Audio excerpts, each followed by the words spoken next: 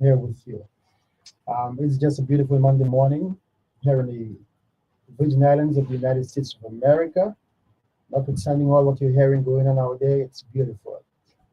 And we can touch upon these things. I understand that there is the president has his restrictions on Venezuelan airspace. There is all kinds of things going on, but this place is still beautiful. It is still America's paradise, if I may put it that way. It's a place to be, if I may say so. And I just want to be thankful to the Creator Most High that I live in such a place as this.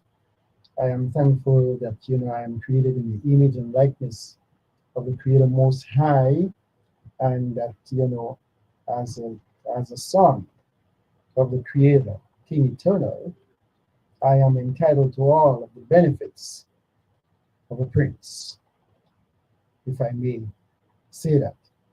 I am just thankful that He's my shepherd. Makes me to lie down in green pastures besides the still waters. He prepares a meal for me. He prepares goodness for me in the presence of my enemies. And He comforts me with His rod and His staff. That even though I walk through the valley of the shadow of death, I fear no evil. He anoints my head with oil to the point where my cup runs over. And I'm confident that if I continue along that path, that I will dwell in His house eternally. And I'm thankful for that.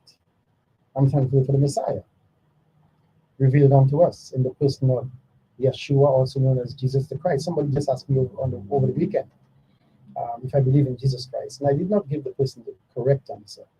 I said that I believe in Yeshua HaMashiach as Messiah, but not necessarily in Jesus Christ. And I said that because I understand that the word Jesus Christ is not the original Aramaic name or Hebrew name of the Messiah, and that it's perhaps a corrupted name. But after I thought about it, I said to myself, the Creator Most High knows all things, and He knows when folks use the term Jesus Christ, they're referring to the Messiah. And so I thought I should have perhaps impressed that upon the individual who questioned me, to that effect. There's a lot I want to talk about this morning. I am hoping that folks listening will engage me in discussion, will share their views and their take on the various subject matter that I may touch upon. And of course, people are always welcome to introduce their own theme, their own topic that they would like us to talk about. I would like to play a song here before I get into the actual meat, the substance that I want to get into. I want to play this song here and let's see what's your take on that. Stones at everyone. Who's the one? Who's the one? When your own sins weigh a ton. Who's the one? Who's the one? Throwing stones at everyone. Who's the one? When your own sins weigh a ton. When your own sins weigh a ton. When your own sins weigh a ton. When your own sins weigh a ton. When your own sins weigh a ton. Alrighty, I just wanted to share that little chorus here this morning, and that's my own creation. Nobody else has the rights to that. I wanted to share that little chorus with you because I see so much going on here in the territory. Hello, give me a quick second there. Hey, I'm on the air right now, so I'm gonna have to call you back.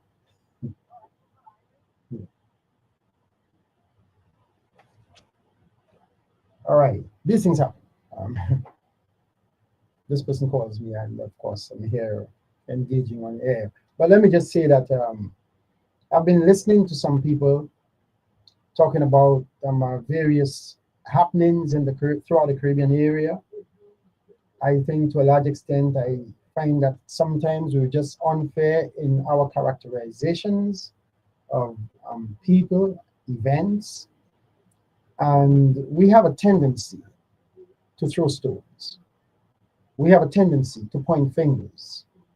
We have a tendency to blame others. We have a tendency to find fault in others, and whilst we ignore our own shortcomings and imperfections. And that was brought home in a significant way last week while I was reading some stuff on the internet. And then I came across the death announcement of the reggae singer from Jamaica, Jimmy Cliff. And he has the song Hypocrites, you know. And I thought about that and I said, man, this is a song that means so much. I chose not to play it on air this morning because we're restricted in so many ways in terms of songs that we play, that even at times when we say that we do not have rights to the music, we do not own the music, notwithstanding making those announcements, um, Facebook sometimes takes adverse action.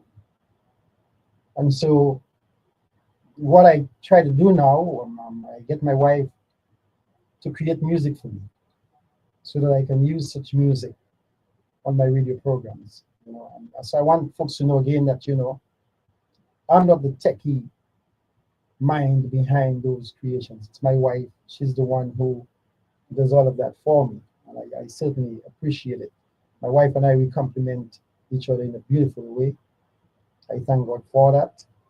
Um, I bring some stuff to the table, some gifts that she doesn't have, and she brings some gifts to the table that I don't have. And so together we complement each other. And I'm thankful, I'm grateful that I have found a partner, a helpmeet that, just simply meets the requirements. We're like hand and glove, if I may put it that way. But to continue the discourse here, I came across a couple of things that I want to touch upon. People do things sometimes they get engaged in activities, movements, if I may, that benefit us. And whether willfully or not, we feign not knowing what has been done to benefit us. We lightly dismiss people. We act almost as though we're oblivious to what they have done that may benefit us. And I think that's a major problem I seem to encounter here in this community. By and large, we are wonderful people. We are compassionate. We're hospitable. We're loving folk. But there is always that stream, that undercurrent, that wave that just appears to be contrary to a lot of what we embrace.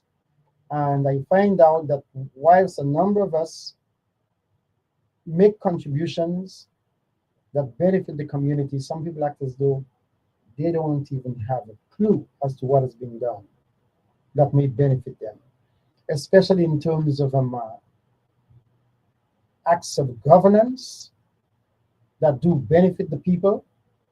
But folks act like, hey, I've never seen any assistance coming from you folks. And it's not just here in the Virgin Islands.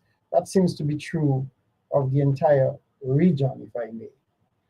I found it interesting that when the guy in St. Vincent lost his seat, the guy Gonzalez, folks came out with all kinds of analyses as to why he lost. And the impression given is that, okay, there was just one seat won by his party. And all the blame was placed upon his shoulders. And I wondered at first, well, did he lose his seat? Come to find out that the guy actually won his seat by over 1,000 votes.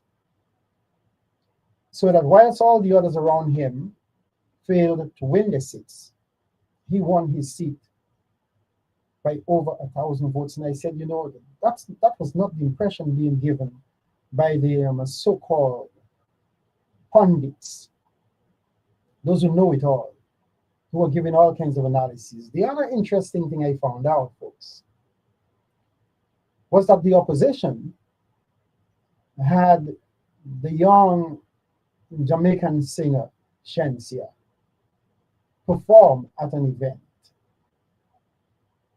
If you guys understand the politics of the Caribbean, even right here in the Virgin Islands, one of the key things that the very successful late Senator Chucky used to do was that she brought in bands that somehow their music resonated with the people. And she would put on those performances.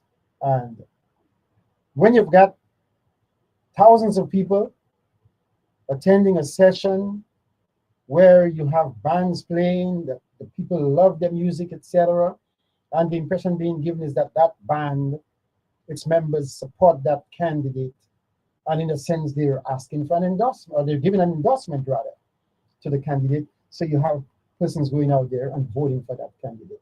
And I believe what most of these guys who supposedly analyze the trends and the wave, what they missed in this case here is that that particular singer, originally from Jamaica, who sang in behalf of the opposition party, brought about a shift, particularly with the youth who identified with the singer. And that shift came almost like overnight and made a significant difference, had a huge impact. So much so, if you look at the results and some of the guys who actually lost their seats, some of them lost, one guy lost his seat by about 100 votes. And you have a couple of them, a handful, who lost their seats by between 200 to about 300, a little over 300 votes.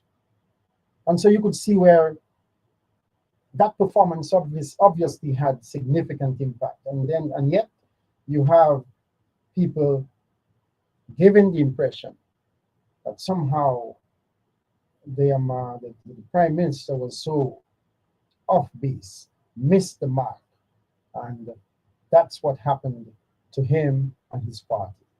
Not even mentioning to folks who were outside of the mix, looking in, listening, not mentioning to them that the guy actually retained his seat by over 1,000 votes.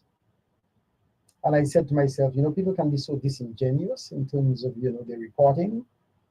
They pretend they how should I put it?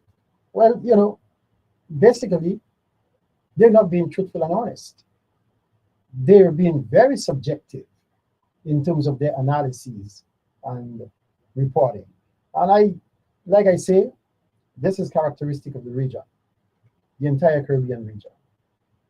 Now, and again, folks, for those of you who wish to call in and share with me and talk a little about whatever I have placed on the menu for discussion, or what you may have in mind that you would like to discuss, the numbers here are 773-0390 and 773-0490. Now, I want to revisit something I spoke of last week. But before I revisit that, I want to share a few things about children. You know, the Bible tells us that children are an heritage, a gift from the Lord.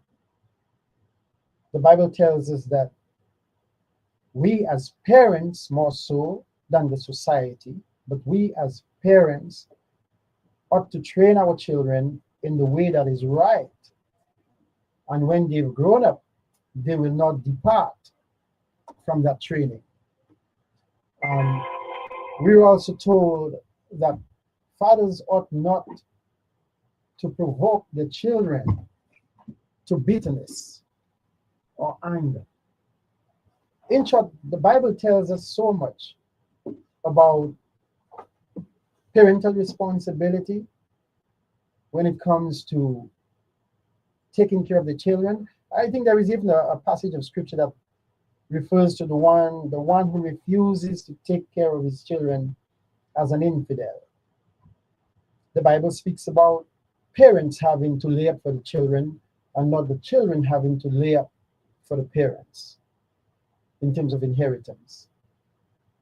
And so, folks, we have a tremendous responsibility to take care of our children. There was an encounter between the Messiah and some folk where they were trying to push the children away from him. And he said, suffer the little children to come unto me, for of such is the kingdom of heaven. There is also a passage in Jeremiah and I think in the book of Ezekiel. Both of these prophets talk about that, where they were speaking about responsibility of citizenry in general. They mention where the parents have eaten sour grapes and the children's teeth are set on edge. A powerful proverb. In the case of Ezekiel, he goes on to explain basically that it's a situation where children should not be held accountable for the mistakes of the parents and vice versa. Everyone should sort of like stand their own ground, be responsible for their actions. But children do not become responsible for their actions until they have reached an age of reason. And again, the Bible speaks to these matters. I can take you through a line of discussion offerings in the Bible that show us that. Children have to reach a point of accountability when they can stand on their own statement and testimony. But until that point, parents have the responsibility. Children may go astray because of the actions or inaction of parents. And speaking of that, I should also add that the Bible also gives a point of admonition, commandment, if I may, to children, where it says, honor your mother and your father. And I think in the book of Timothy, Paul goes on to say that children are to obey the parents in the Lord, in terms of what is right, because there comes occasions where I think children, especially when they begin to move toward the phase of reaching a point of accountability, where they can stand up to parents and say, no, mommy, this is wrong. I'm not going to do it. I'm not going to support you. No, daddy, this is wrong. I'm not going to support you. I'm not going to do it. I've known of cases where parents encourage children to do wrong things, to go into stores and engage in shoplifting.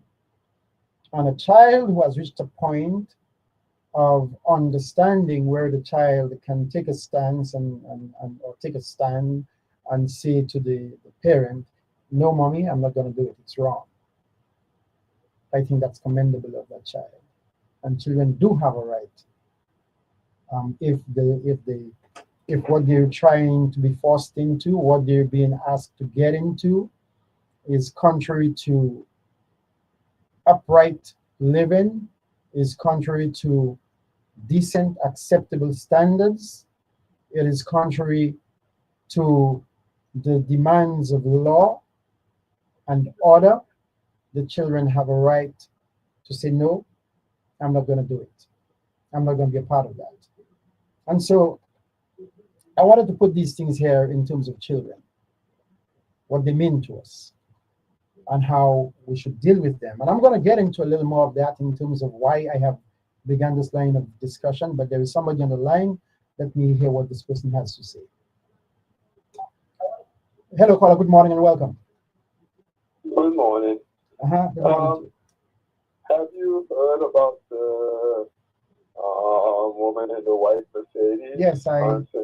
Yes, I did. As a matter of fact, I got the information from two sources.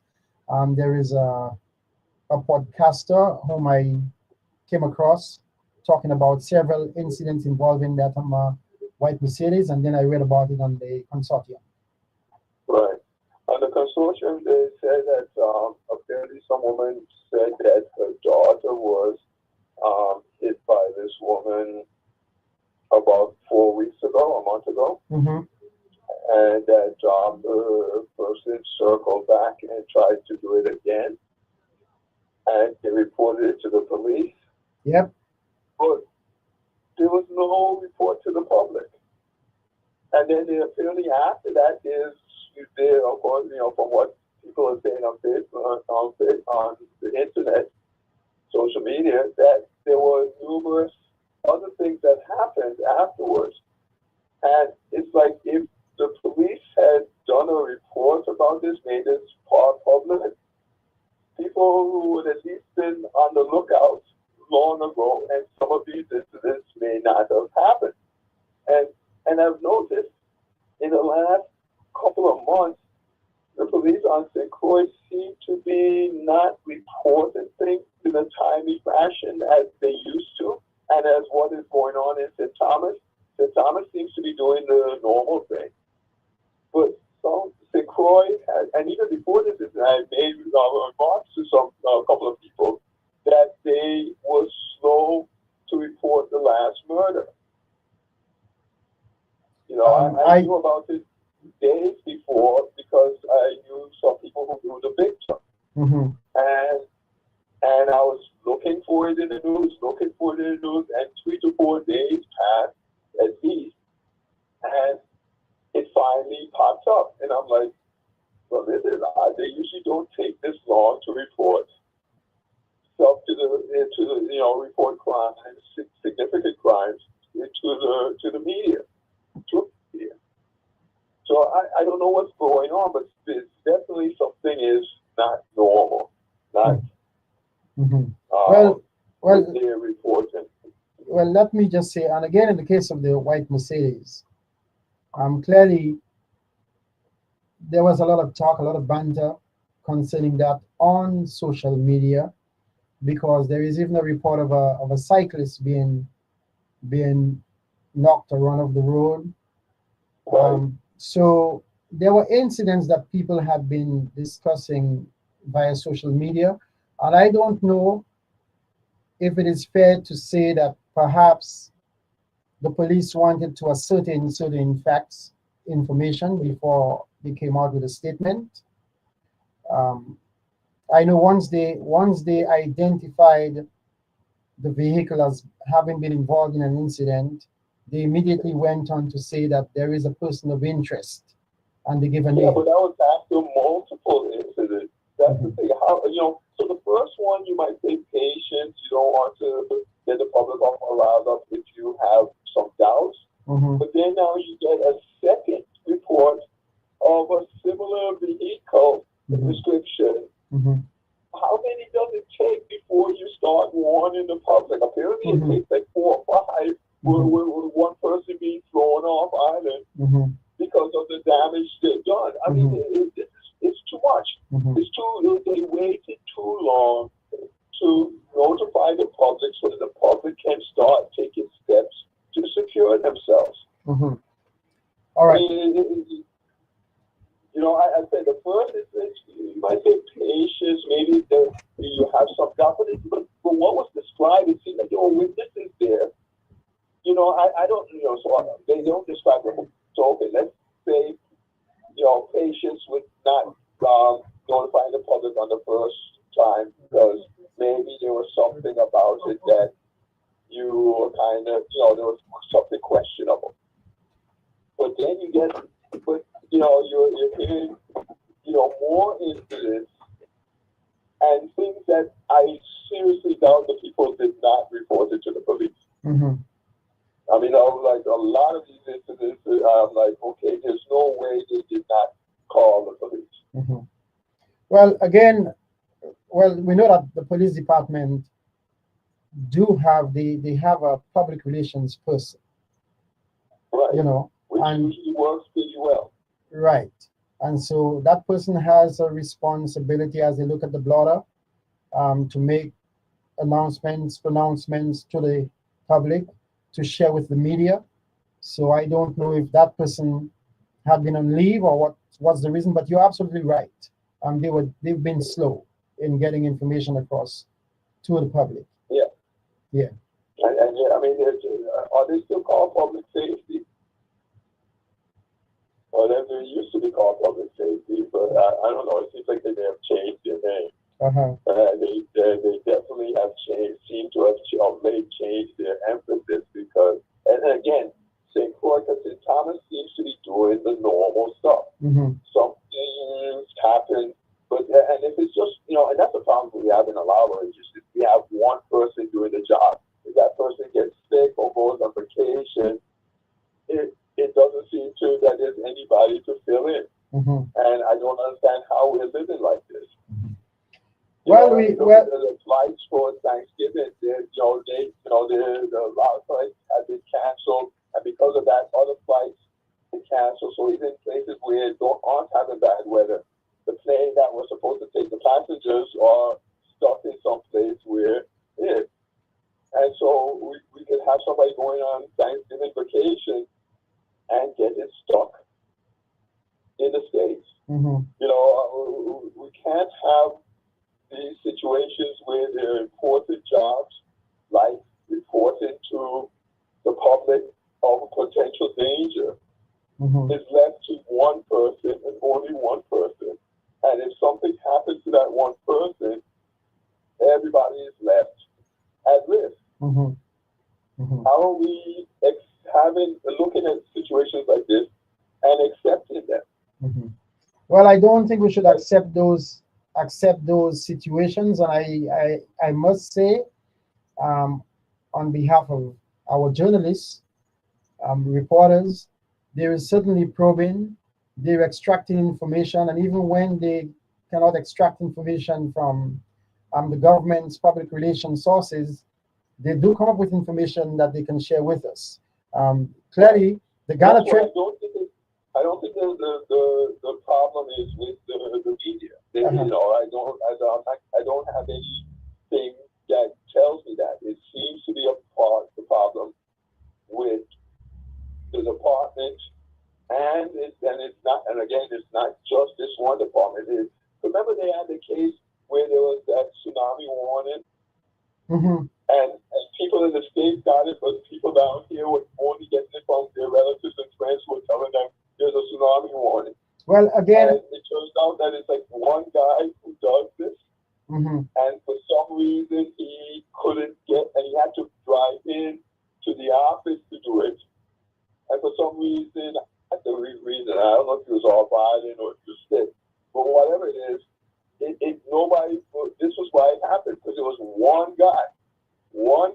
All right, I didn't get that explanation as to why it happened, but I know whilst many people were saying that they did not receive the warning, I know of persons who said that they do have an app on their phones and they did receive some kind of warning through the phone. Now, whether it was late or timely. I was hearing people were saying that they normally get these warnings, but this particular one, they didn't. And then later on, it came out in the news of the explanation of this guy. And I said, I can't remember all the details. I don't remember why he couldn't do it, but for some reason he couldn't do it. All right. And I was sitting back and I was like, how in the world did people think this was okay to have only one guy responsible and no backup? Yeah. This guy could have been driving in to the office, and because of all the anxiety of things, have a heart attack and never make it. Mm-hmm. So nobody gets it. The tsunami is actually coming. Nobody gets a warning because everything was dependent. A whole island is dependent on one guy. And I'm like, how? How could FITEMA look at a situation like this and think it's okay? Well, my brother. And this is FITEMA. They're supposed to be the planning people mm-hmm. for potential disaster. And this they thought was okay. Well, here is my brother. Here is the reality. There are dysfunctions in our government. And the question is how we can bring the fact to the attention of those in charge that there are dysfunctions, there are things to be addressed in terms of transparency, in terms of having coordinated efforts between various agencies and branches of the government. Somehow, perhaps they're not getting the message, and we need to get across to them. But there are dysfunctions, and that's why we're seeing all of the ball being dropped here and there in different areas of our government. So we have work to do. And we need to stop having just one person. I know for all kinds of reasons happen, but it leaves the territory vulnerable for problems, major problems. Thank God so far there wasn't anything major, like there wasn't a real tsunami that, saying this was just a warning. But, and I'm hoping that they looked at this and see, okay, we can't have this happening, that they can see the possibility for problems. Well, let's hope let's hope that, because there are persons in different government agencies and departments who listen to the various radio programs. So hopefully somebody's hearing us and they'll bring it to the attention of people who can make a difference. And then we also have another thing which I suspect might be somewhat connected. So we have this woman here who it seems may have some mental issues. If the reports that are coming through are correct, it is no doubt that she has. We also have the shooter in D.C.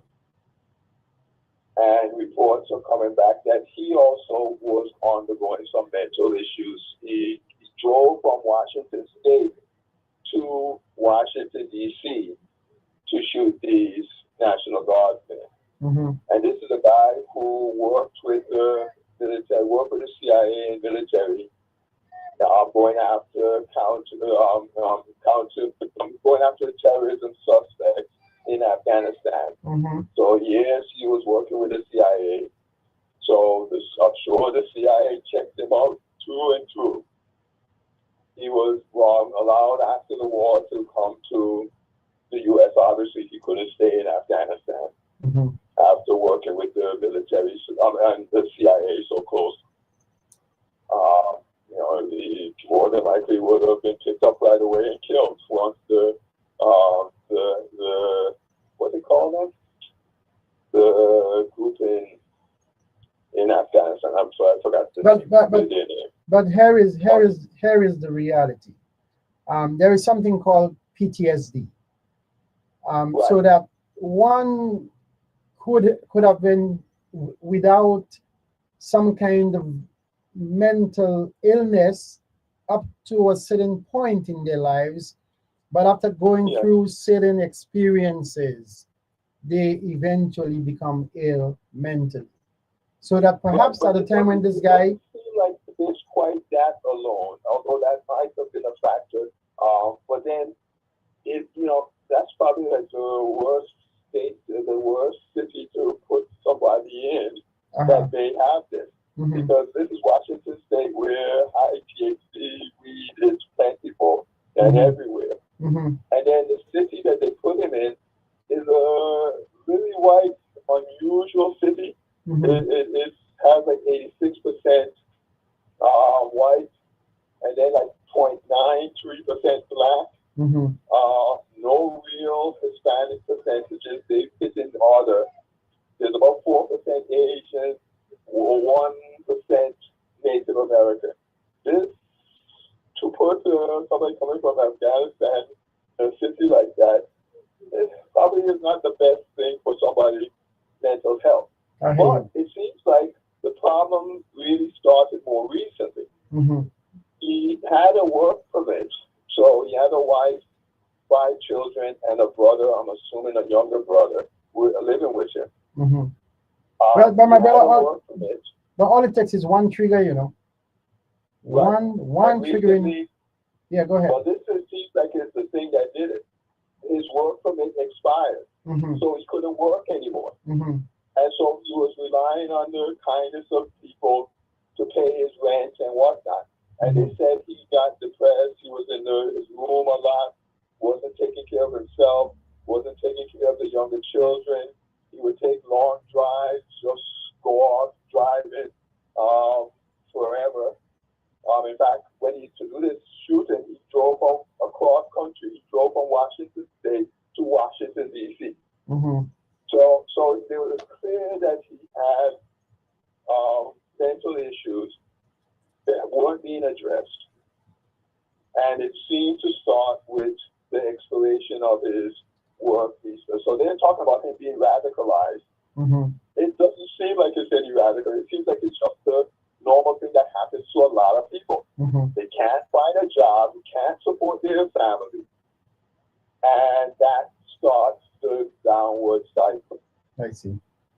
Well, and then of course, having high THC, weed plentiful, is not going to help the situation. That is known to cause mental problems in a number of people. Not everybody, but it definitely has in a number of people. And it seems to be that this might be a factor in both our cases, because we still have a lot of high THC marijuana coming into the Virgin Islands. They just caught 4 men in St. Thomas with 200 pounds of marijuana between them.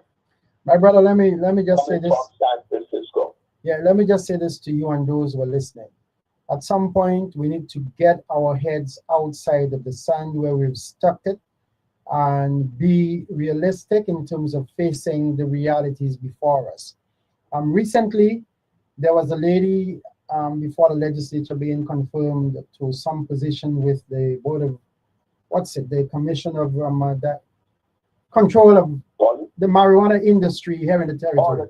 The cannabis, right. And then she made some statements to the effect that, there has been a shift in terms of people consuming more of cannabis products as opposed to consuming alcoholic beverages. And which puts us in a position to capitalize on that trend so that we can even draw upon, major tourism sources, if I may, with our cannabis industry here in the territory. And I want folks to really take note of what's going on with that, because of some unfortunate stories I've read of what's happening with the cannabis industry in other jurisdictions. And so we have to be very careful in terms of how we go about promoting that industry here in the territory. Well, I keep warning people, winter is coming. There are certain things about cannabis that's like gravity. They're just there. You can either, you could acknowledge them, acknowledge the dangers, and learn how it works. And with gravity, if you do that, it led us to airplanes and learning how to fly. And we can fly all over the place. If you ignore these things, like with gravity, when people ignore gravity, you fall instead. Right. And it's nothing gravity don't care what you think. It don't care how you feel. It's gonna do what it does. Yeah, it's a natural law. And that's the same thing with THC. It doesn't care how you feel, what you think is going on, whatever. It's going to do what it does. All right. If you pay attention to it and come up with a plan to deal with it, or you're gonna fall. It's going to continue doing what it does. Yeah. And if you just ignore it and don't put any safety things in place, you're going to get hurt. Absolutely. And you need people every couple of months, you hear about people falling off this mountain and that mountain and this cliff. Gravity is doing what it's been doing from the beginning of the earth. All right. I got to hold you there with that because somebody else is trying to come in. All right. Thanks for calling and sharing. All right. No problem. All right. Bye. Okay. All right. I just want to make one other point here relative to the last discussion, which is that hello caller, good morning and welcome. Hello caller. Season greetings. Just give me just one quick second. I was making a statement that when I speak about the seeming potential problems we can have with the cannabis industry here in the territory, I don't want anybody thinking that I am against the use of marijuana for medicinal purposes. I'm simply stating that based on what I read in terms of what's happening in other jurisdictions where they have a cannabis industry and how we may be able to capitalize on that, I'm saying we have to be very careful in terms of how we move forward in that. Yes, my friend, go ahead. Well, that's noted. Mhm. I have very radical views when it comes to recreational drugs. Uh-huh. My thought is this: let it be for educated people, Okay. because you have it's not the drug itself; Mm-hmm. it's the individual True. who are abusing or misusing the drug. Mm-hmm. Mm-hmm. And sugar is a substance; it can be abused, and it is being abused. Mm-hmm. We got a lot of sugar addicts. Mm-hmm. You have probably more sugar addicts than you have crack addicts. Mm-hmm. Okay? Mm-hmm. And I am saying that my view on it. Mm-hmm. Decriminalize and let the user, because the laws don't stop at the outlaws. Mm-hmm. People are still going to use it. Mm-hmm. The same thing with cigarette smoking. You see on the package of cigarette smoking? There is a warning. There is a warning. There's a warning. Yeah. But people use it. Mm-hmm. Okay? Yeah. So people are going to do whatever they're going to do with the law. The law is there to protect us. Mm-hmm. We need law and order. But at the same time, we have to be practical, pragmatic. Mm-hmm. What is costing us? Mm-hmm. This war on drugs. Mm-hmm. You know, it's crazy. And I'm hearing the president intends to pardon this former president of Nicaragua, who was a big drug cartel. You heard about that? Yes, I did. It's crazy. I don't understand the message this president is sending. It seems so erratic, irrational. Mm-hmm. But like I said, though, with the drugs, I don't promote it. But at the same time, I said, you know, some people could handle it. They use substances, and it does not make them an addict. Mm-hmm. I am a social drinker. I'm not I don't need to drink alcohol to drown my misery because I don't have none. Mm-hmm. I'm happy. I'm a happy person. And I'm grateful for another sunrise. Now we have 30 more days left in the year 2025. Mm-hmm. The season is getting hotter. Mm-hmm. Not just the holiday season, the political season is heating up too. Mm-hmm. Let me just say something in terms of what you just shared with us. And I would like to ask all of us as Virgin Islanders, as people who have vested interest in this place, to look at our education system and our community outreach programs. Education is supposed to be foundational in any community in this day and age. And so it's not just a matter of education on the primary, secondary, tertiary levels, but beyond that, we have community outreach, so that we need to inform our people. We need to educate our people. We need to present our people with facts and important information so that they can make intelligent, informed decisions. As you pointed out, unless one knows about the dangers of consuming too much sugar in terms of health impacts, one will continue to do so. But when you can have community outreach programs that show people exactly what's the disastrous impact that come from the abuse of anything, the misuse of anything, unless you have such programs in place so as to teach those who are not in school to get it formally, then we're failing. And unless we have programs in the schools to educate the youngsters in terms of, the dangers of misuse, of inadequate use, of abuse of anything, again, we're failing. So it all lies in those two areas. I agree, and shows like yours and mine we have a mission to educate, enlighten, and inspire minds. You know, we don't focus on all the misery and the issues plaguing us. We focus on solutions and educating people and how we can approach a problem. Just constantly complaining and bawling and calling the elected public officials names. It doesn't get us anywhere. So it's just counterproductive, you know. They don't put themselves in office. And that's what I feel compelled to do my part in terms of constitutional development, because it's not a topic that people are very comfortable with. They like to deal with everyday issues that have a direct impact on the pocketbook. You know, it's like they're not going to lose any sleep if the Sixth Constitutional Convention fails. You know, it's not that important. However, I am doing my best to keep the fire burning. Okay, if the public officials don't put themselves in office, we have what is known as a representative democracy. We put them in office, and I know your position in terms of sub-districting or reapportionment, wherever, I don't know, wherever you want to call it. I just know one thing. I want to be able to vote for everybody that represents me.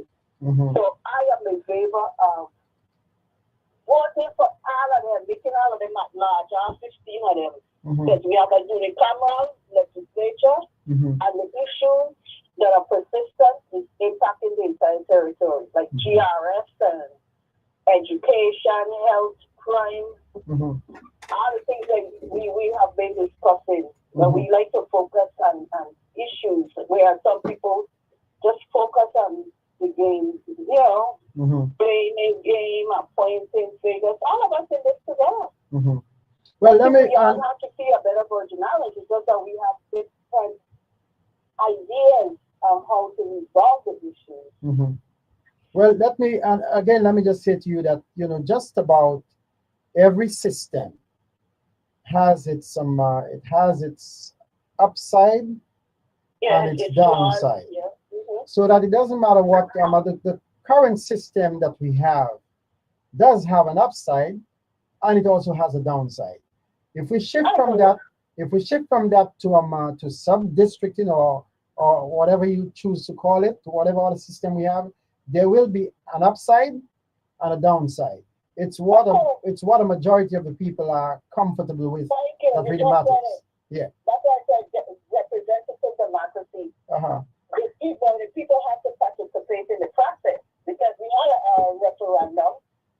The most recent one was in 2020, November 3rd.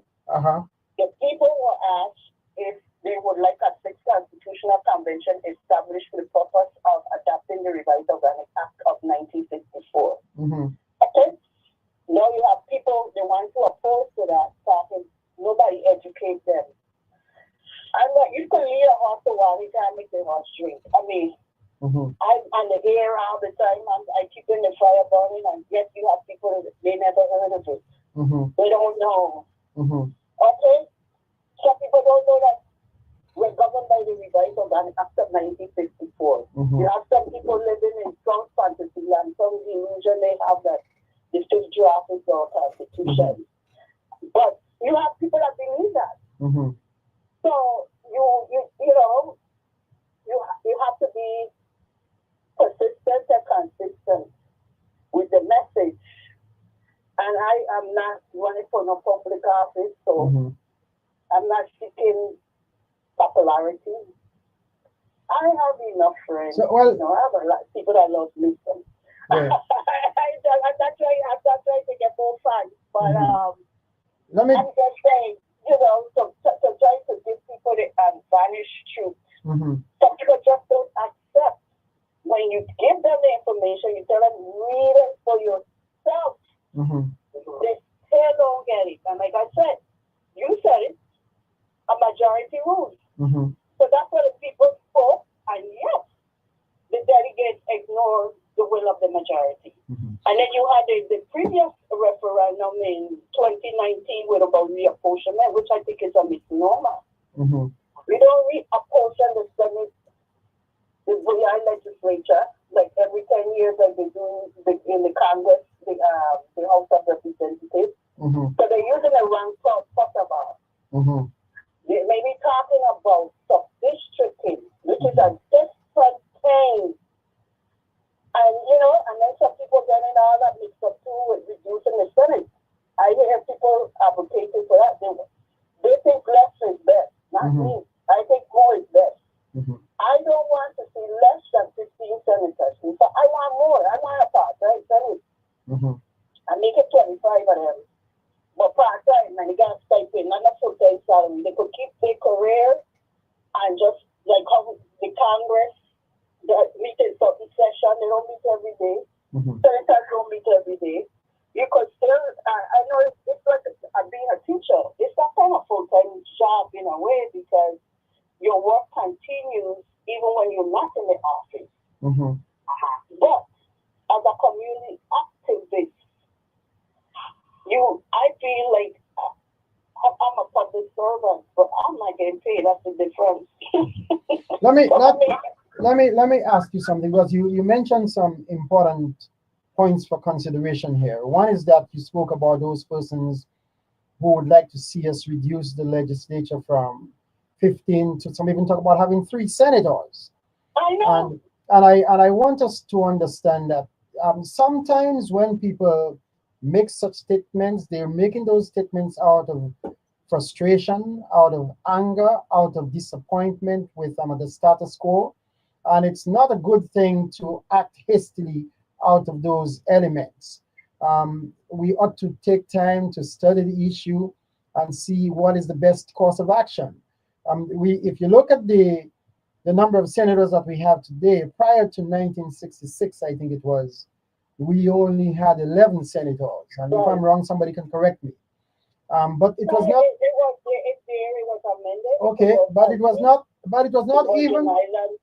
But it was not even. Yeah, but here is here. It was not even locally determined that we could go from 11 to 15. That was Congress allowing us to go from 11 to 15, so that Congress saw the wisdom in allowing for an additional number of senators.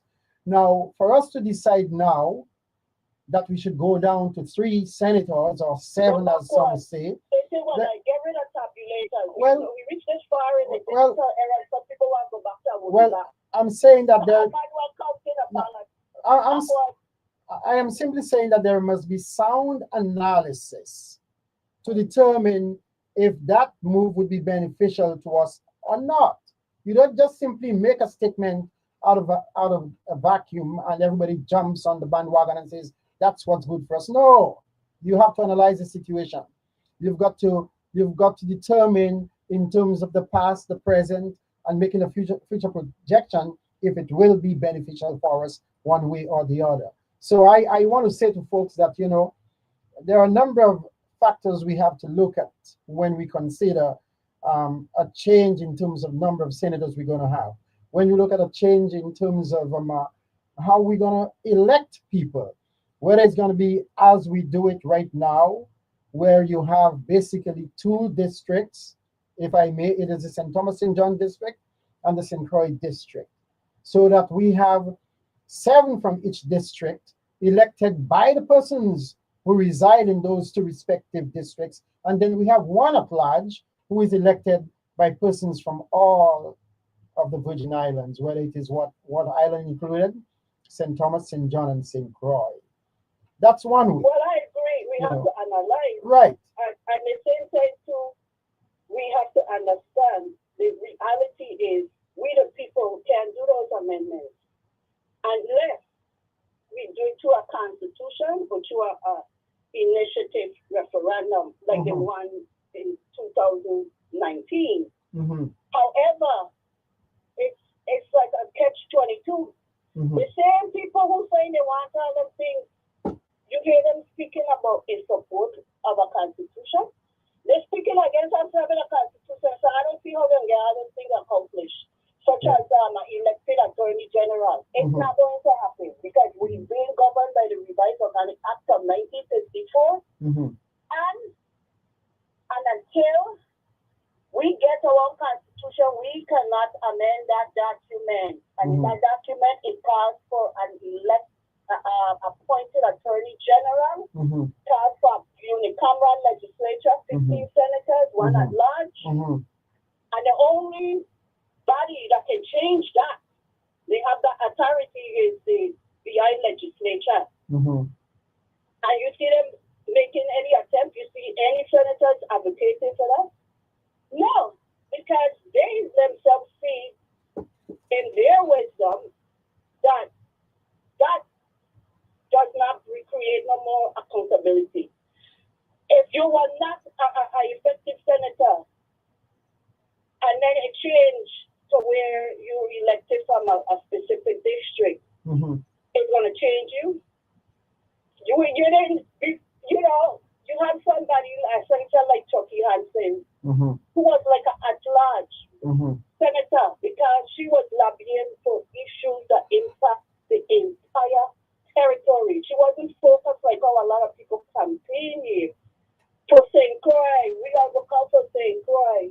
She was looking out for everybody. Like the GR, that thing with WAPA, when you shut off your electricity, you know how much they used to charge to reconnect?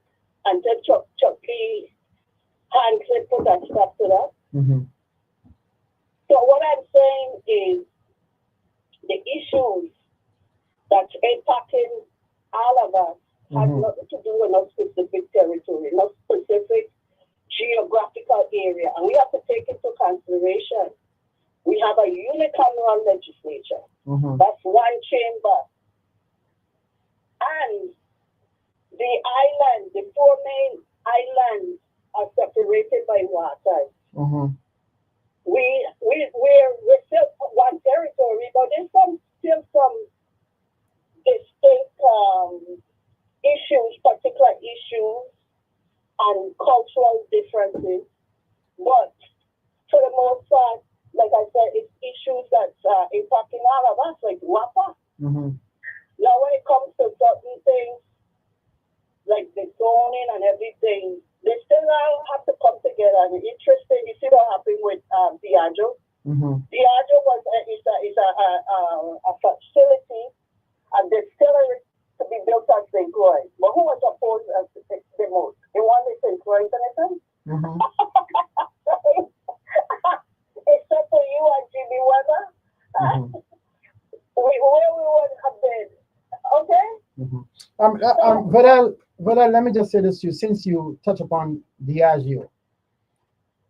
There is a particular individual, a former senator. He played a critical role when it came to having site-based management at our schools. He was very critical. He was one of those who initiated the movement to get that in place. That senator is also the individual, as far as I recall, who moved legislation so that the lottery system makes an annual contribution to the GRS so that retirees can get a bonus. And it has not been given for this year, but I understand that the monies have been paid into the system, so the system now has to pay the retirees. But hear me out. Two very important things. What happened before the year ends? Right? Hopefully, but hear me out. I want people to hear that. This senator was responsible for moving these two items among many other things that he did to benefit people of the territory. And yet, generally, people have nothing good to say about him, especially on this island, St. Croix.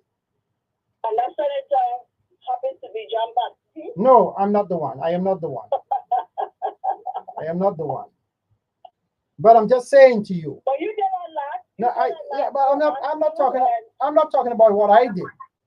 I'm saying that here is an individual I know of who was the main person who began the legislative acts that we have to address site-based management at our schools, which is very important, very critical. in terms of having effective management, administration at our schools. He is the one who also moved the legislation so that retirees can get an annual bonus. Well, you can identify. I don't want to, but people don't give a rat's tail about him, and I've heard them say so many bad things about him. I mean, come on, we serious? That's why when I played that song earlier on about how hypocritical we are, and we like to throw stones even though we live in glass houses. Well, I believe there's good and bad in everybody. As I do my walk and talk journey, and I videotape how things are today, and talk about how they used to be and how they may be in the future. I present everything, the good, the bad, and the ugly. And I do see a lot of need for improvement here. For one thing is signage. We need more signage. We need to have the buildings, especially like schools. You need to have something where the children could read and say, who's a biography, who the school name after. This is all kind of thing. And we have to find any one of them have a biography of the person who the school is named after. Right now, and other buildings like the plane terminal. We need to know about these distinguished Virgin Islanders and everything you don't learn in a classroom. Most of what I learned is been out of a classroom from life. Experience is the greatest teacher. And so let me ask you something. So hold on. How do we expect the children to learn about these things when we have Alexander Henderson in the state that it's in right now, Charles H. Emmanuel, another one, and Elena Christian. So how we expect the children to know when those institutions lie in a state of absolute abandonment and disrepair? But this is what I said. I bring the good, the bad, and the ugly. As I walk, I see abandoned schools, abandoned buildings. Like, for example, recently, I take notice of that abandoned building by Moravian Church that used to be the legislature. Remember that building across from the police station in Baden Triangle? Yeah. And despicable and eyesore. So I try to bring attention to that matter, and the powers to be have to be more responsive to the concerns of the people. I'm not berating anybody for complaining. No. It's not about pointing fingers of blame. It's about acknowledging that some things need to be addressed and fixed. You need them addressed. Yeah. And or perhaps people need to be more communicative with the government, write letters to them, make the phone calls. Don't just complain on the airwaves, because we are assuming somebody is here listening and taking note of everything. But it's an important aspect of activism when you speak about these matters over the airwaves. And I'm glad that you went in that direction, because another thing we need to look at, we have a building that was donated to us through Leon Hess, which is named after a police officer who was killed during duty at one of our schools. That's the Patrick Sweeney headquarters. There might have been some problems with the building. You tell me that we couldn't find engineers, architects to address the problems, but it's being used partially, not by the police, but by motor vehicles, the Division of Motor Vehicles. And I'm saying to have that building now sitting partially abandoned, if I may, and then we're paying millions of dollars to a private sector entity to have the police headquarters in another building that doesn't belong to the government. I mean, come on. But look what you are hearing about John H. Woodson School is going to be demolished. Mm-hmm. After how much millions they pour in a school? Yeah. At the end of this 2025-2026 school year, my understanding is there's a plan to demolish the building. That's my understanding. And I am like, so where, don't tell me they're going to rebuild on the same site. Is that the plan? They can rebuild on the same site if they have the proper engineering implements in place to make sure that, you know, they can contain the moisture that leads to mold in that area. So there must be proper planning. With proper planning, certainly they can build in the area. But I don't know what the plans are because I've not seen the plans. I've not heard. It is. I walked recently and I could see where there was, there's a gut Uh-huh. going up under Midland Road by the Yeah. Uh-huh. And I'm saying that, you know, our engineers, our architects, our town planners can come together and they can deal with that. But I'm not hearing anything about that. So, but you know how much that it costs to put them on the wrong electrical wires by the Superior Court? Remember that board was blocked for a moment? Uh-huh. You know how much it costs? I have no idea. There's a big sign. Next time you drive it past here, read the sign. But then, million. But hear me out. Almost 11 million. But hear me out. And here is a problem I have with some of our folks here in the territory. We're decrying the United States of America, the federal government.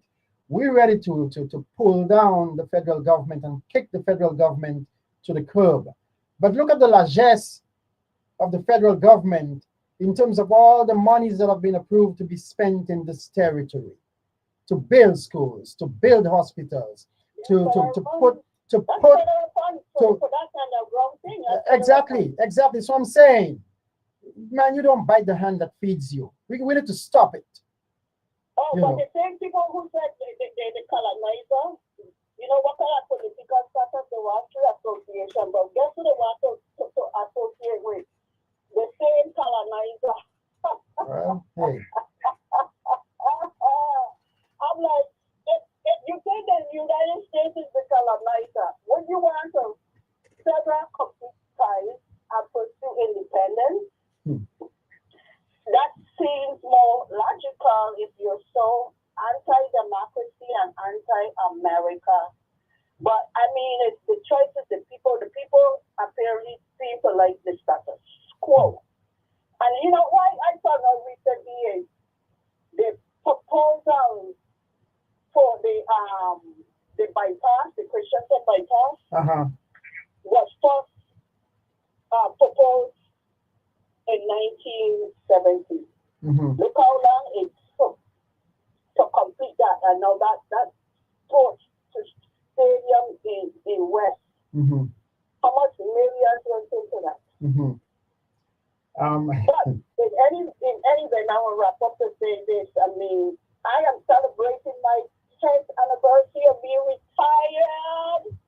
And this Saturday, December 6th in Times Square, is the retirement party hosted by GERS. You heard about it? Yes, I did. I hope you're going. You can celebrate. Life is a beautiful thing if we know how to live it. But I hope you people put down the pitchfork and understand this is a representative democracy. You want to participate? You want to see a change? Let's have our own constitution, or else we're going to just continue complaining because we can't amend the Revised Organic Act of 1954, and the senators can change the structure, but its appearance, they are not interested in doing so. So if you, the people, want to wield power, knowledge is power. Mm-hmm. You have to understand that we have that, but it comes with numbers. Mm-hmm.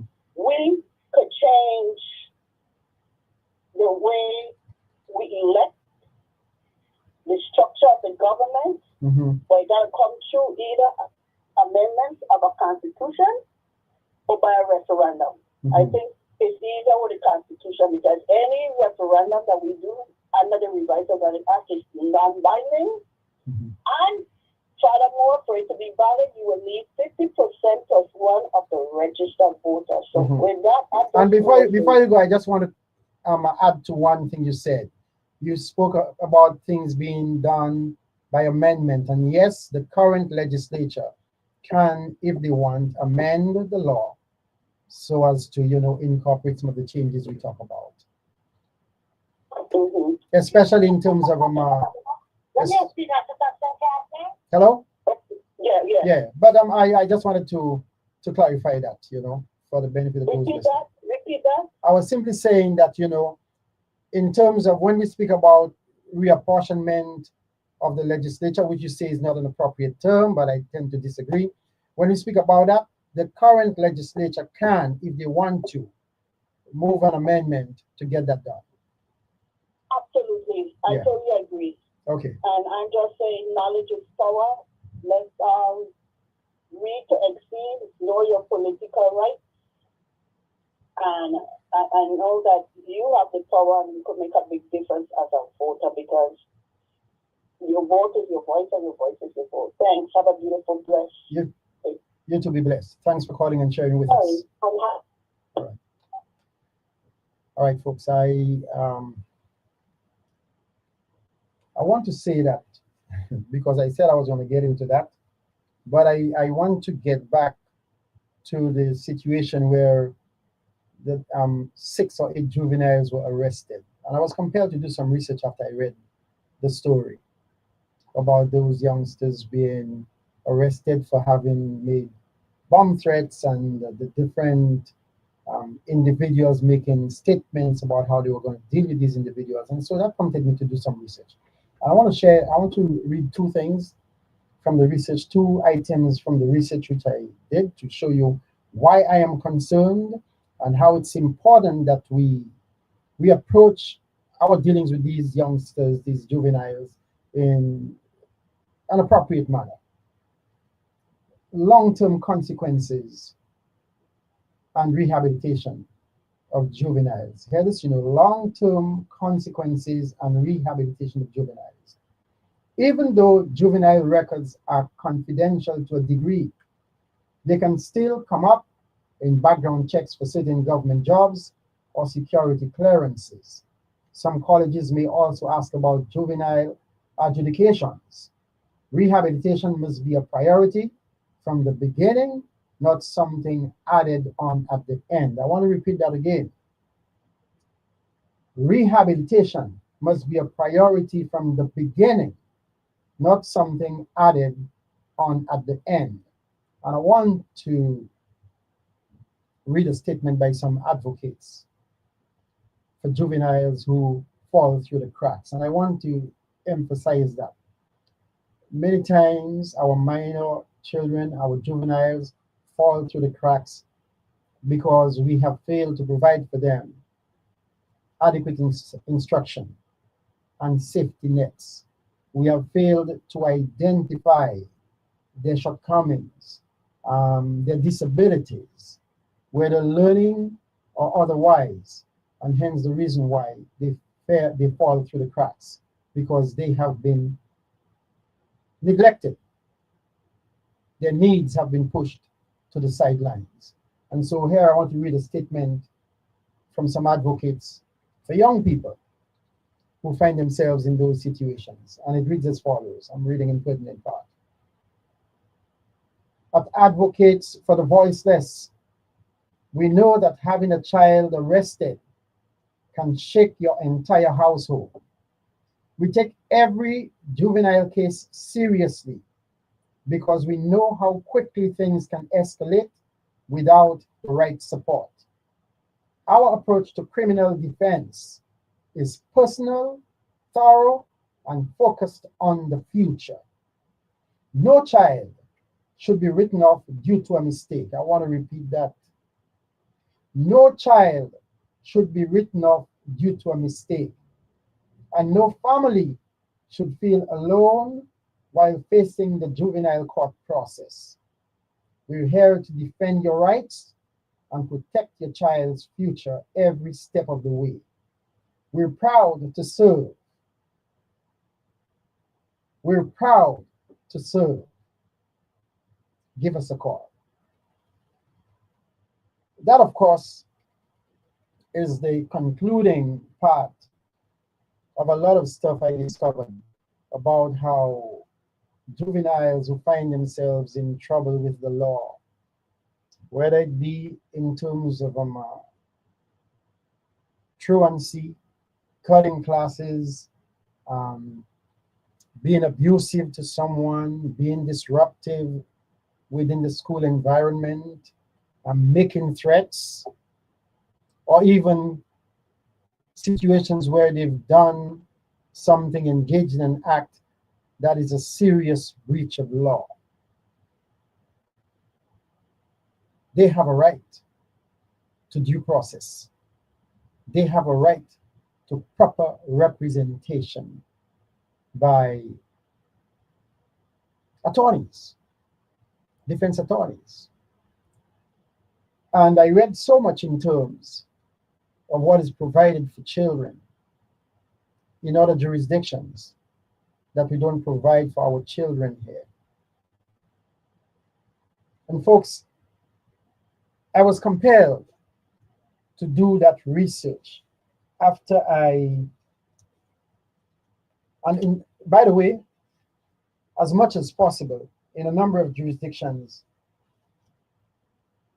the authorities, the people in charge, try to avoid bringing children, minor children, into the regular courtroom type situation. That's why we have juvenile justice laws on the books. That's why we have juvenile courts. But when I read some of the statements made by people in authority, people in charge, I know they're going to come down on my case for saying that.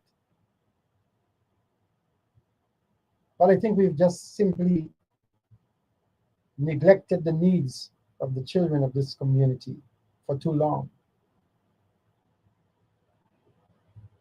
And we as a community need to stand up and demand not equal rights, but proper defense of the rights and the privileges of children in our communities.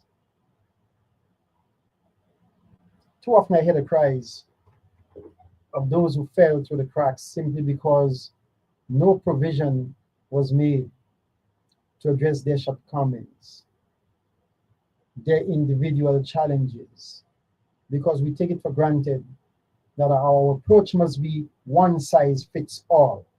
But that doesn't work, people. We do not all have the same level of potential. We do have some who are superior, some above average, some average, and some below average. We do have some of us who appear not to be operating with a full deck. We do have mental problems facing the young, the not so young, and the old. It cuts across the spectrum. And so, because children are so vulnerable, we have to focus serious attention towards their cause. And when I hear people talking, like when this one senator speaks about those 6 to 8 youngsters who are arrested for making threats, that they're robbing our children of learning opportunity. So like they're discounted. They're not our children.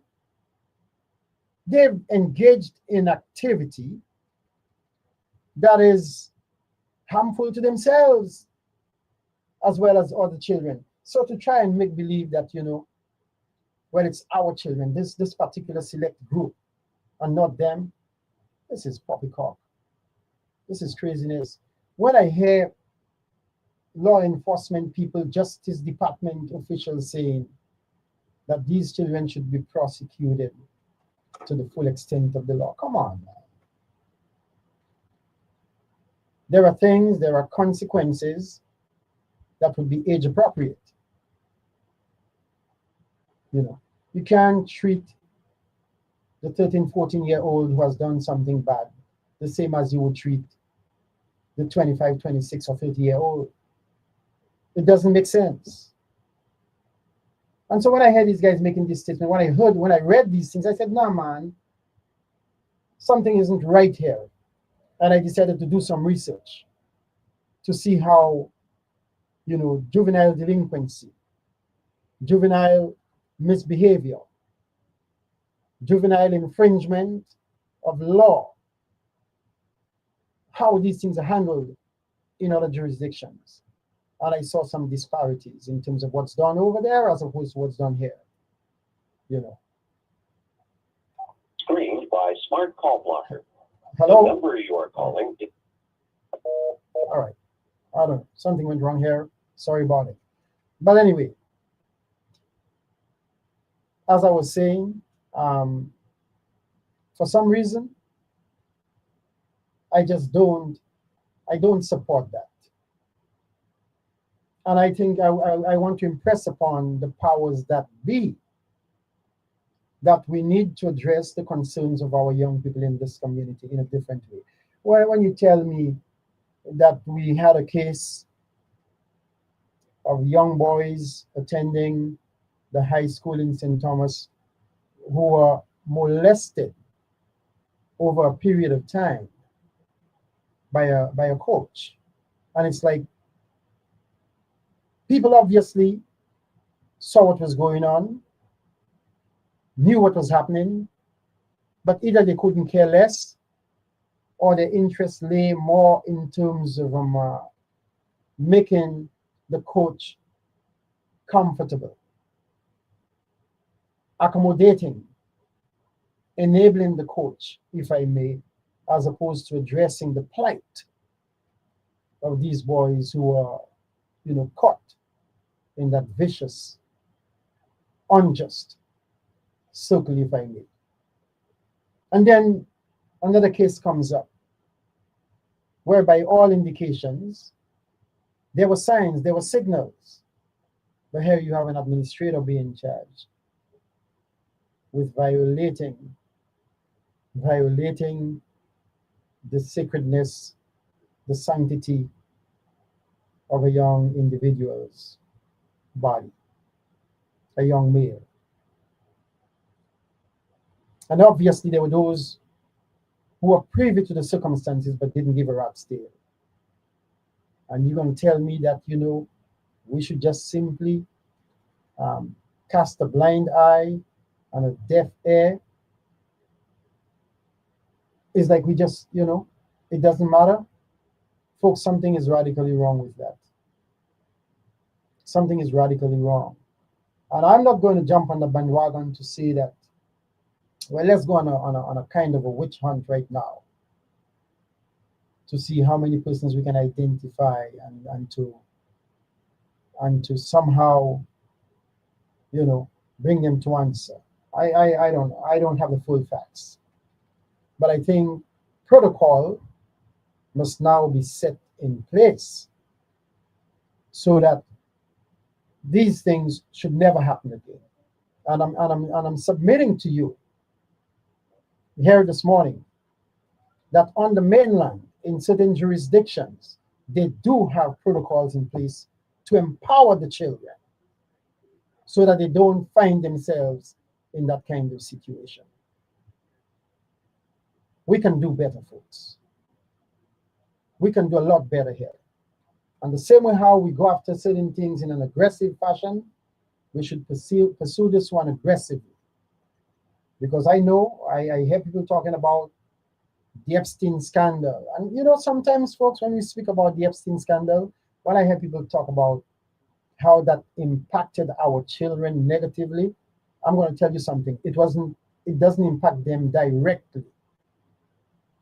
It certainly impacts them indirectly, but not directly. And so I want us to just simply make such observations, and let's be pressed to take corrective action. Hello? Hello? Leave a message after the tone.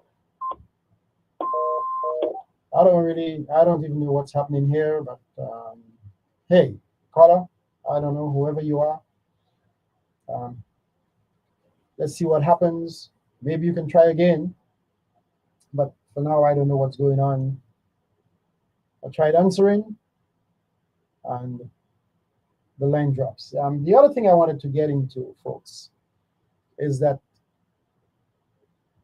I hear people talking about problems with our healthcare system and how, you know, we don't have doctors here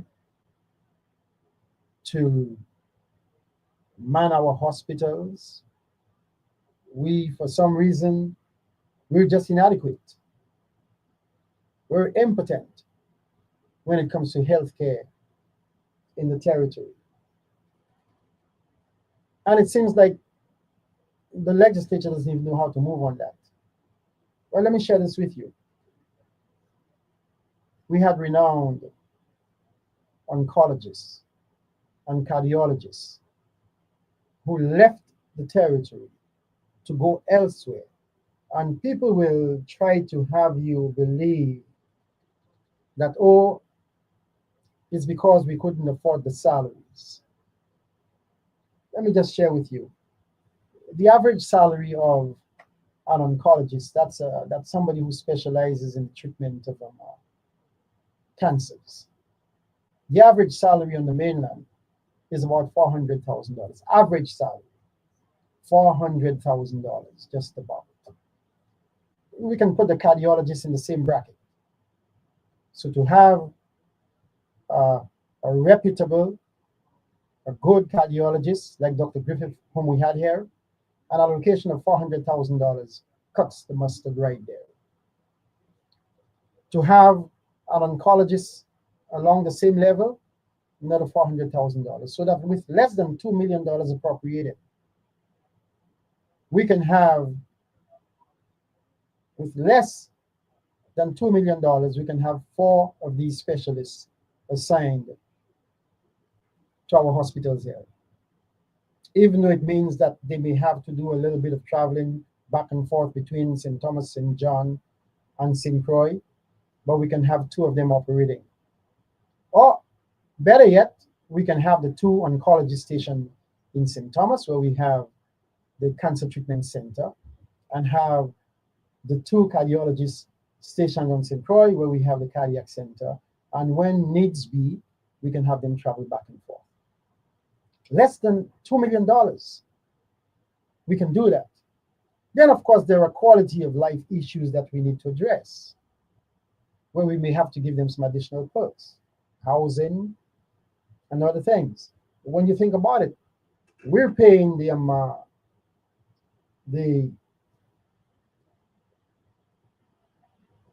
should I be so specific? I don't want to be specific, but we have government agencies and government institutions where we're paying the person at the head approximately $300,000 annually, plus perks. I want to repeat that. We have agencies of government here in the territory, at least one. We have government institutions, at least one, where the head of those departments, agencies, they're paid approximately $300,000 annually plus perks. So don't tell me that we can't allocate $400,000 per cardiologist, $400,000 per oncologist, to have 2 oncologists at the hospital, the Schneider Cancer Treatment Center in St. Thomas, and 2 cardiologists at the Cardiac Center here in St. Paul. Don't tell me we can't afford to do that. We just have, all we need to do, folks, is that we need to have a critical audit and analysis of the needs of the 2 hospitals. What are the needs, the critical needs from the standpoint of supplies, from the standpoint of personnel? And once we've identified those needs, then we know the monies that we need to appropriate to put in place so as to meet those needs. It doesn't take a rocket scientist to figure that out. But for some reason, we just refuse to do these matters. But yet, we find monies when it's convenient to engage in all kinds of other things. And so I'm submitting to us here as I speak with you this morning that I think there is a lot, and it's not a matter of pointing fingers of blame at anybody. I refuse to do that. That's why I played the song that I played this morning about throwing stones when you live in a glass house. I don't want to engage in pointing fingers at anybody. That's a collective. We are all in this together. We all have shortcomings. We all have inadequacies. We all do make mistakes. So I'm not about pointing a finger of blame at anybody. I'm simply saying that, I think we can better identify our needs, conduct a careful analysis of what those needs are and how we can meet those needs, and we can move on to the next step from there. That's what I'm suggesting. And when it comes to the hospital, I think we can have an official cardiac center operating on St. Thomas, well manned by competent personnel, and we can have an efficient, well managed cancer treatment center in St. Thomas, properly manned, managed, and equipped. So much so that we can take those 2 institutions and whatever other, adjunct stuff that they have, we can take those 2. We can look at UVI with the medical school about to come online, if it's not already online. I don't think it's online yet, based on my recollection of stuff. But we can look at these things and we can see how this territory can be positioned as a health and wellness destination in the Caribbean. I want to repeat that again. We can capitalize on what we have. We can build upon what we have. And with proper planning and execution, we can have this territory, the United States Virgin Islands, positioned as a health and wellness destination in the Caribbean. I'd like to hear your reactions to that if you have any. 773-0390, 773-0490 if you'd like to call and engage me in discussion of this. Somebody said earlier that she's been talking some stuff that people feel she shouldn't be pushing, but she believes in having people properly informed, and so she continues along those lines.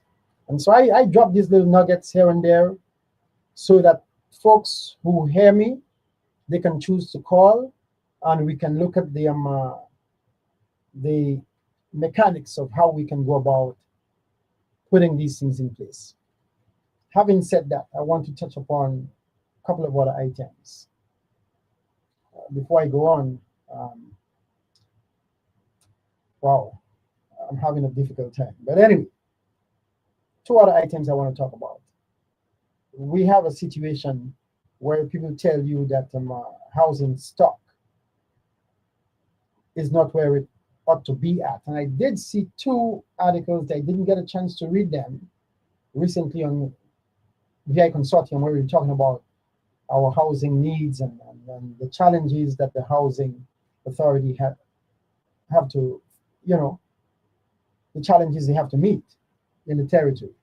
But I wanted to say a little about housing, what I've seen here in the territory, what I've heard, and I want to look at. I heard an interview.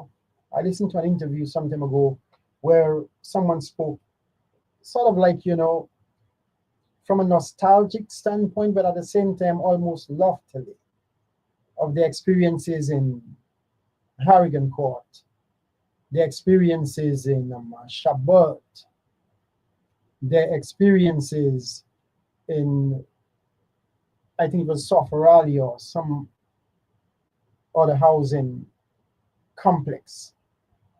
And folks, let me just say this here to you. I've always had an aversion to living in those high-rise sort of complexes.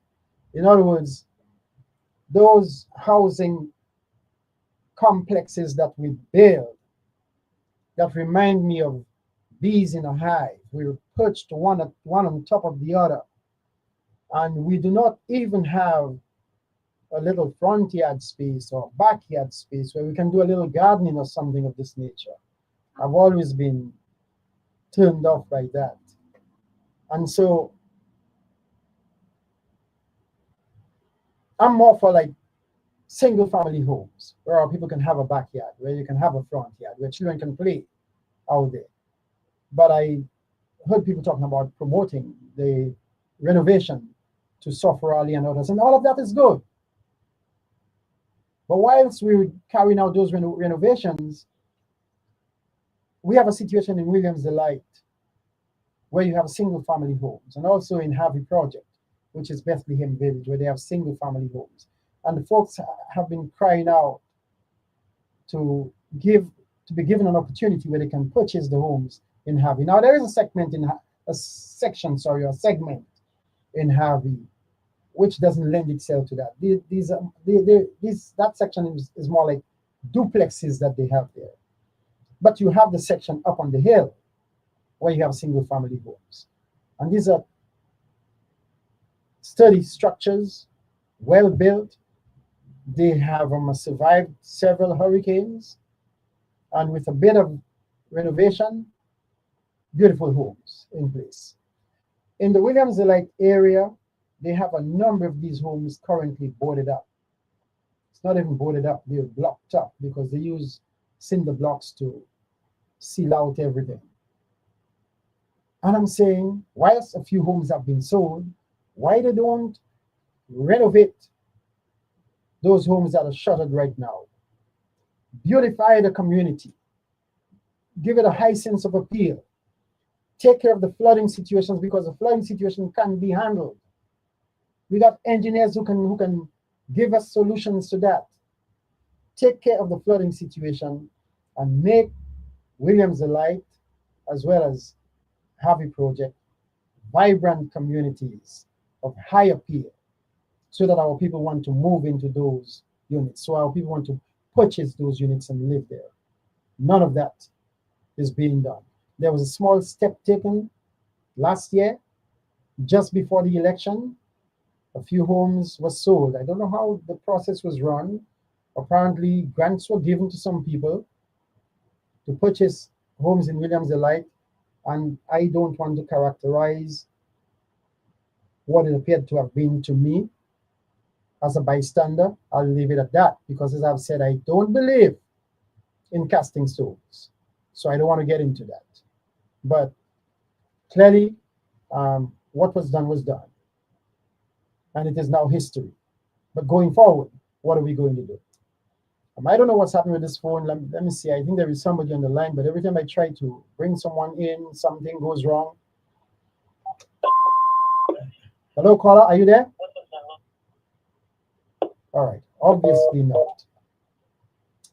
Whatever the problems, I've tried. But we can, hey, folks out there, you can give it a try. Let's see what happens. 773-0390, 773-0490. For whatever reason, I've not been able to bring this scholar on board, but you can try your luck. And then the final thing I want to address before we top off the hour is the recent kids count data that was presented by the St. Croix Foundation. And folks, as I read that information, I thought about the governor's recent pronouncement where he spoke about addressing minimum wage in the territory. And I think recently the legislature acted on a measure dealing with minimum wage, where they're talking about raising the minimum wage over a period of time. There was discussion, there was disagreement, there was agreement. Some thought that,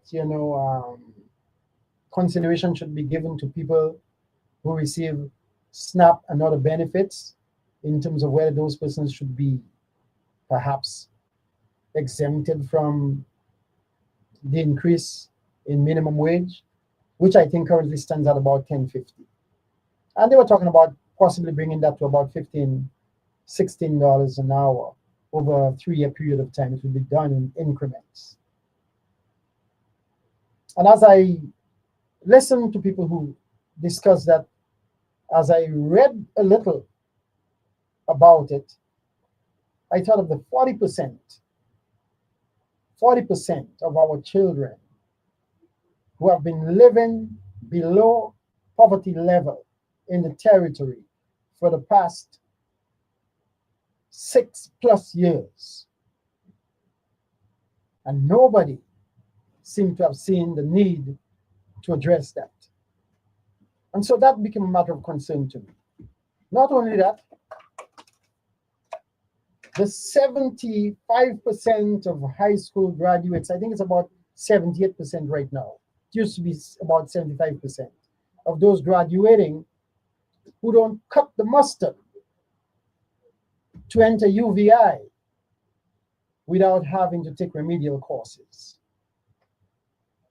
Now, I had a discussion with a school teacher recently, and I told the individual that it looks bad on the part of our teachers in the schools when you have those statistics that children in the third grade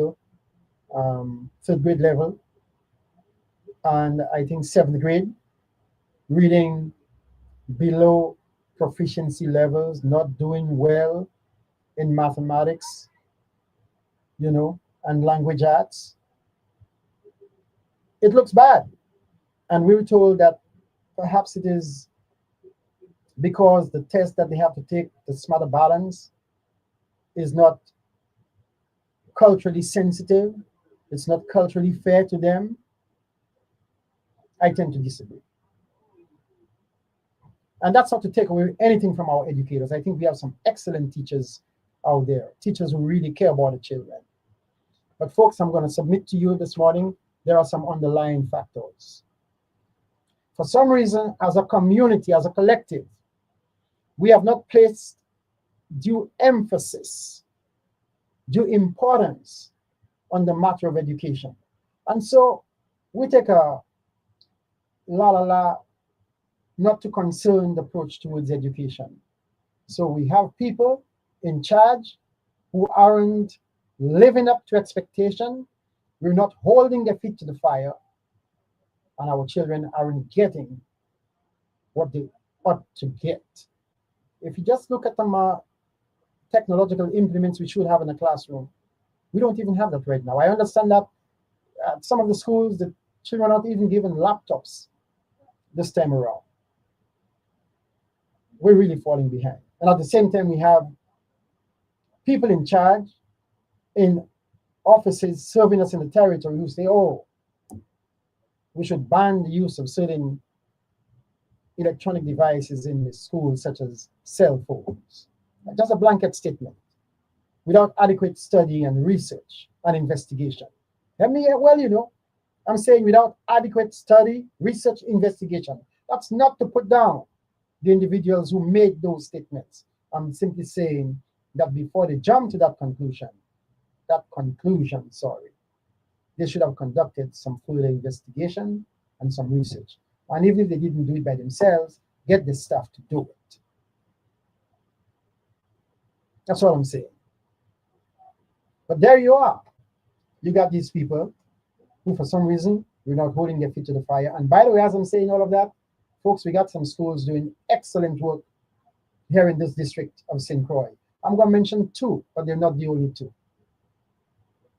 Lou Muckle is one of them. And Pearl B is another. But they're not the only two doing excellent work.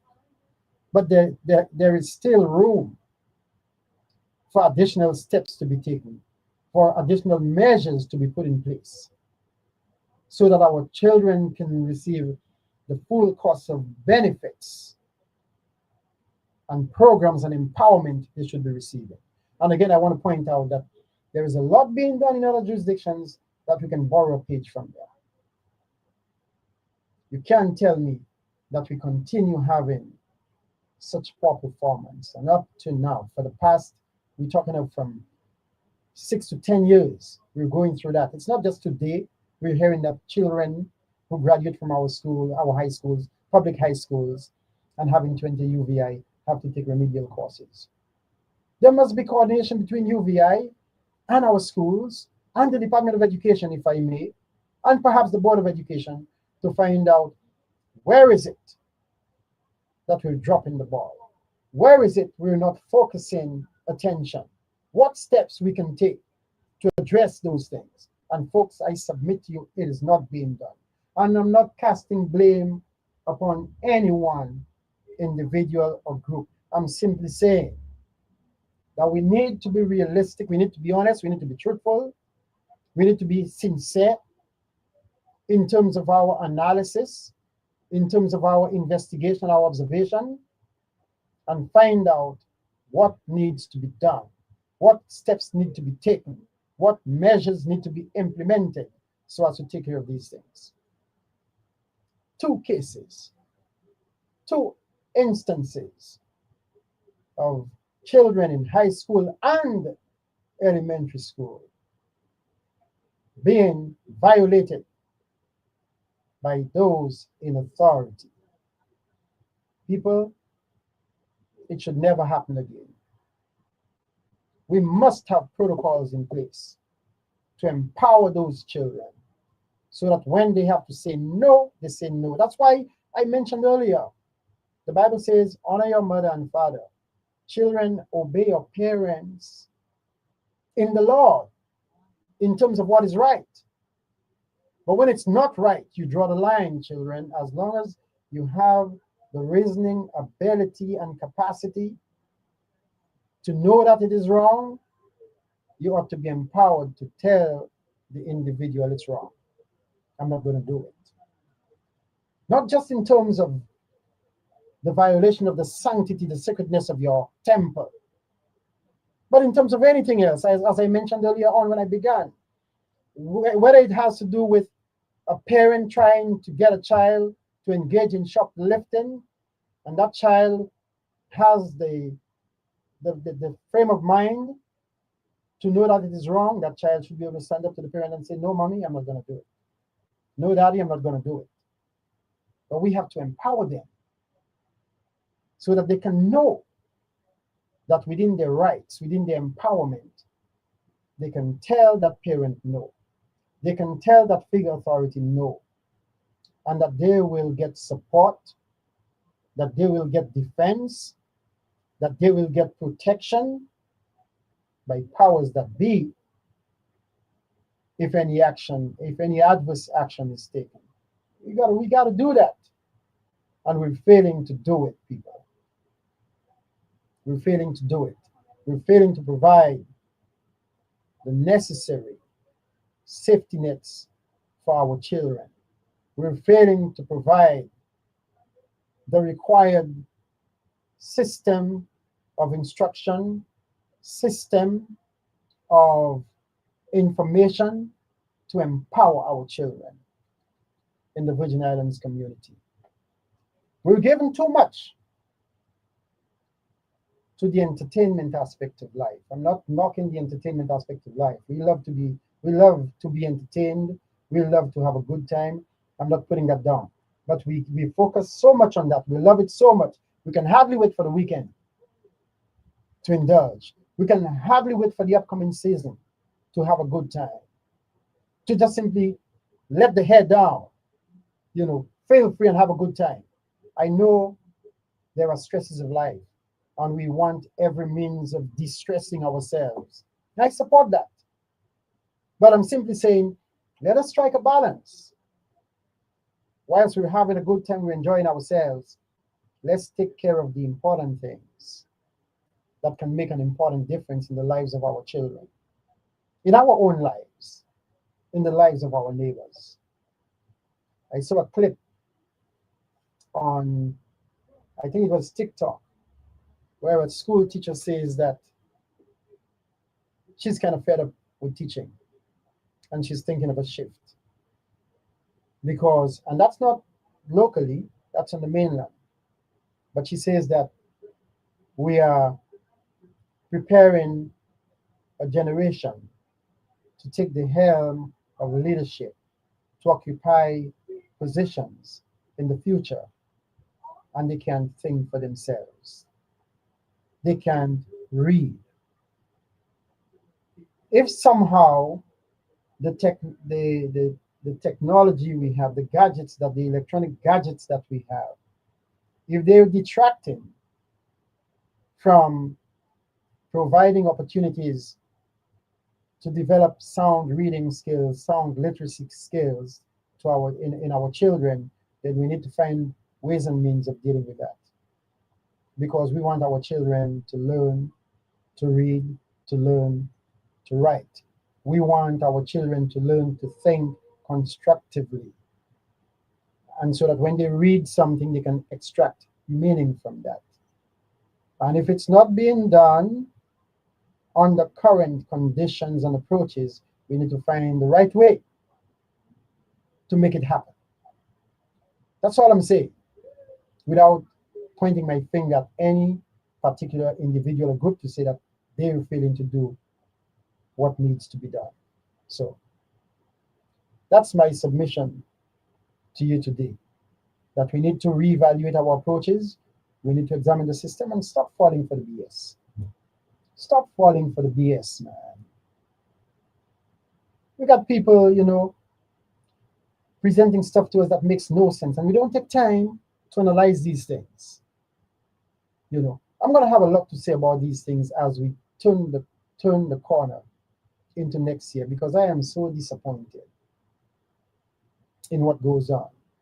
When I look at people in the community coming down with all kinds of health conditions, besides all the other things that I've spoken of this morning, and there is nothing to empower them to take charge, to take responsibility for their well-being, to the point where they put themselves in preventative mode. We're not doing these things, folks. And these are things that we ought to begin to do. When I hear people talking about the need for us to pay our teachers more, yes, we do. We should pay our teachers more. We should pay our public servants more. We should pay the people in the private sector more. The cost of living is going up. The salaries aren't going up. We have to pay them more. But you know what?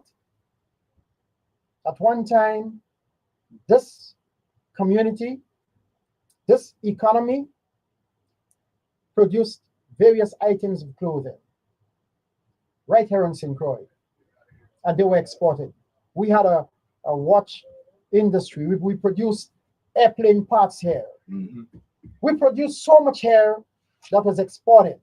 We don't do that anymore. Folks, there is something called export earnings.